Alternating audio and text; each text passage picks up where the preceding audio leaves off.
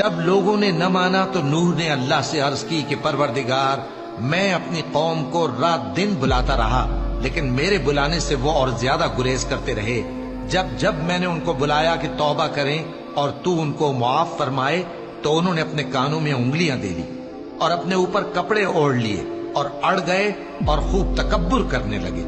پھر میں ان کو بلند آواز سے بھی بلاتا رہا، پھر علانیہ بھی اور رازداری سے بھی سمجھاتا رہا۔ پھر میں نے کہا کہ اپنے پروردگار سے معافی مانگو کہ وہ بڑا معاف کرنے والا ہے۔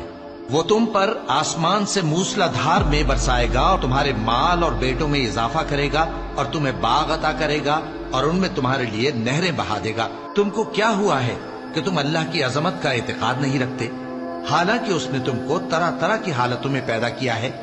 کیا تم نے نہیں دیکھا کہ اللہ نے 7 آسمان کیسے اوپر تلے بنائے ہیں اور چاند کو ان میں روشن بنایا ہے